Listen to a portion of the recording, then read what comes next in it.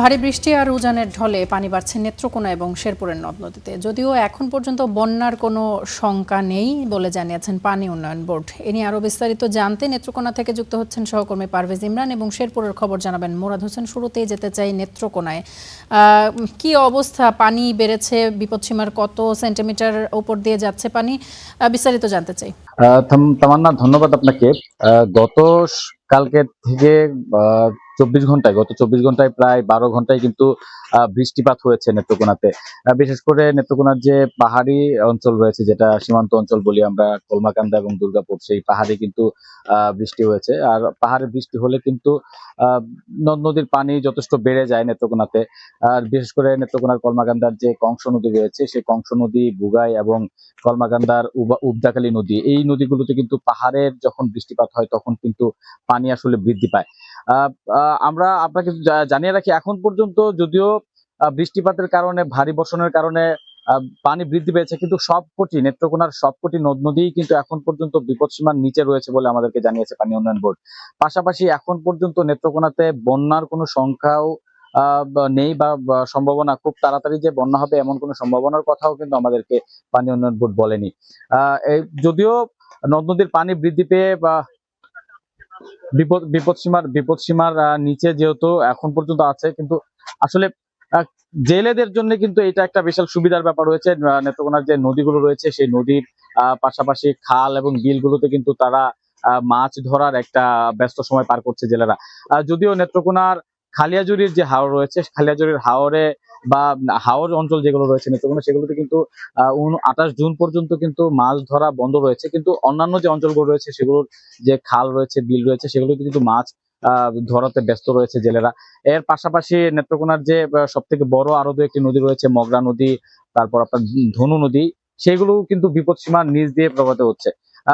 নেত্রকোনার পানি উন্নয়ন বোর্ডের সঙ্গে আমরা যখন কথা বলেছিলাম, তারা আমাদেরকে বলেছিল এই সময়টা পানি যতটুকু থাকার কথা, তার এখন যে পরিস্থিতিতে আছে, নেত্রকোনার যে স্লুইস গেট গুলো রয়েছে বা অন্যান্য যে বাঁধগুলো রয়েছে, সেগুলো কিন্তু সুরক্ষিত পরিস্থিতি রয়েছে। এখন পর্যন্ত লোকালয়ে বা জনপদে পানি ঢোকার কিন্তু আমরা কোনো খবর পাইনি। নেত্রকোনার যে 10টি উপজেলা, সেই 10টি উপজেলাই কিন্তু এখন পর্যন্ত সুরক্ষিত রয়েছে, আমরা যতটুকু তথ্য পেয়েছি। এই ছিল আমার কাছে নেত্রকোনার পানি উন্নয়ন বোর্ডের তথ্য এবং নেত্রকোনা নদ নদীর সবশেষ তথ্য। তামান্না, অসংখ্য ধন্যবাদ। এবারে একটু মুরাদের সঙ্গে কথা বলতে চাই। মুরাদ, নদ নদীগুলোর চিত্র কেমন দেখছেন? নদী ভাঙনের কোনো খবরাখবর রয়েছে কিনা? এখন পর্যন্ত যদিও বন্যার কোনো শঙ্কা নেই, তবুও জনভোগান্তি আসলে কতটুকু?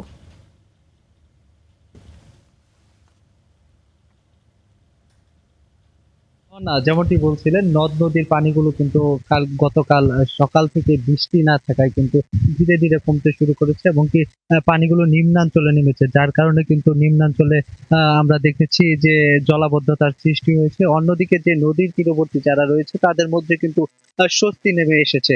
তবে শেরপুরের যে তিন প্রধান প্রধান নদীগুলো রয়েছে, প্রতিটি নদীতেই গতকাল পানি বাড়লেও কিন্তু 3টি নদীতে কিন্তু বিপদ সীমার উপর দিয়ে প্রভাবিত হচ্ছিল। তার মধ্যে সোমেশ্বরী, মহারশী এবং কি চেল্লাখালী নদীতে কিন্তু অধিক পরিমাণে পানি বেড়ে যায় এবং কি বিপদ সীমার উপর দিয়ে প্রবাহিত হয়। পানি উন্নয়ন বোর্ডের তথ্য মতে চেল্লাখালী নদীতে 123 সেন্টিমিটার বিপদ সীমার উপর দিয়ে কিন্তু পানি গতকাল প্রবাহিত হয়েছিল, যার কারণে কিন্তু নদীর পার উঠছে এবং কি নদীর বিভিন্ন জায়গায় বাঁধের ভাঙন দিয়ে, পূর্বের ভাঙন দিয়েই কিন্তু লোকালয়ে পানি ঢুকে, যার কারণে এই যে নিম্নাঞ্চল যেগুলো রয়েছে, বিশেষ করে একটা বিল এবং কি নিম্নাঞ্চল, সেগুলোতে কিন্তু পানির একটি জলাবদ্ধতার সৃষ্টি হয়েছে। আমরা দেখেছি যে আমার ক্যামেরায় দেখতে পাচ্ছেন যে অনেক জায়গায় কিন্তু এখনো কিছু পরিবার পানিবন্দী অবস্থায় রয়েছে, তাদের বাড়ি মূলত বিলের ভেতরে হয়। অন্যদিকে পানি উন্নয়ন বোর্ড যেটি জানিয়েছে, আকাশ মেঘলা আছে, যে কোনো সময় বৃষ্টি নামতে পারে। যদি উজানে ভারী বৃষ্টিপাত হয়, তাহলে কিন্তু আবারও ভয়াবহ বন্যা হওয়ার শঙ্কা রয়েছে। তবে বিশেষ করে শেরপুরের যে নদ নদীগুলো রয়েছে, এগুলো নদ নদীর পানিগুলো নির্ভর করে ভারতের মেঘালয় রাজ্যের যে পাহাড়গুলো রয়েছে, সেই পাহাড়গুলোর উপর নির্ভর করে।